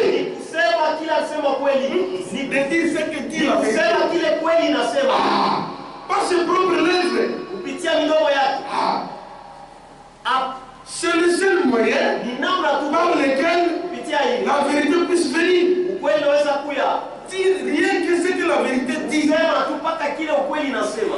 Et Dieu a prévu Na Mungu alitayarisha. le seul moyen Namna tu par lequel nous devons être de nouveau. Vitendo tunapaswa kuzaliwa jipya. Jésus-Christ est moyen, elle est par la parole. Yesu Kristo alizaliwa kupitia neno Et nous aussi, na si vile par la parole de vérité, kupitia neno ya ukweli. qui nous donne la foi. Inatupatia Cette imani. foi Imani nous amène dans la gloire. Nous amène dans la gloire. ile imani inatupeleka Que le kumsalaba. Seigneur bénisse. Bwana mbariki. C'est pourquoi ce matin, Njoo kwa amani ya asubuhi. ce que Dieu fait, Kile Mungu anapenda. c'est que vous puissiez retrouver la même communion. Kusema mpate murudie mwile ushirika moya moya. Pour vivre Na éternellement. kuishi milele. Mon frère, ma sœur, Kwa mdadau. ne vous préoccupez pas de cette vie. Usihangaikie hii maisha hii. De toutes les façons, Unaona yote. même si Christ faisait 100 ans, Hata kama Kristo anafanya personne ne sera miaka plus ici. hakuna mtu atakuwa hapa. Nous tous, Shebo nous finirons par la perdre. tesha kupoteza. Mais qu'est-ce que Dieu fait? Sasa Mungu anapenda Abandonner cette vie ici. wache hii maisha. C'est une vie éphémère. Hii maisha tu. Priate, amine Christo Croyez Jésus. et Na restez ancré dans sa parole. baki mwenye kutiwa mizimu penye Là où il y a le véritable serviteur de Dieu Ah, kuna watumishi wa qui prêche la vérité. Mungu wanahubiri ukweli. Dieu utilise les hommes Mungu anatumia watu pour prêcher la vérité. kuhubiri ukweli. Satan utilise aussi les hommes Shetani naye anatumia watu pour prêcher le mensonge. kuhubiri bongo. Satan travaille Shetani anatumika pour maintenir les gens juu ya kutunga dans watu la mort, mulufu dans les ténèbres. magizi. Et Dieu travaille Na Mungu anatumika pour emmener les gens kupeleka watu dans la lumière, mulufu pour retrouver juu ya kupata la nature de Dieu, asili ya Mungu afin de marcher avec lui. ili wapate kutembea Dans naye. sa parole, Neno que le Seigneur bénisse. Bwana mbariki. C'est pourquoi ce matin, Njoo kwa amani ya si siku. vous n'avez jamais reçu Jésus-Christ dans votre vie, Kama huyapokea Yesu Kristo maisha n'attendez yako, pas demain. usichunge kesho. Demain pourrait être trop tard. Kesho inaweza kuwa nyuma. Aujourd'hui, Leo si vous entendez sa kama voix, unasikia sauti yake, n'exercez pas votre cœur. fanye kwa moyo wenu. Donnez votre vie à Jésus-Christ Mpe Yesu Kristo pour que maisha yenu Jésus-Christ puisse vivre en vous. ili Yesu Kristo aishi ndani yenu. Que le Seigneur bénisse. Bwana alibariki.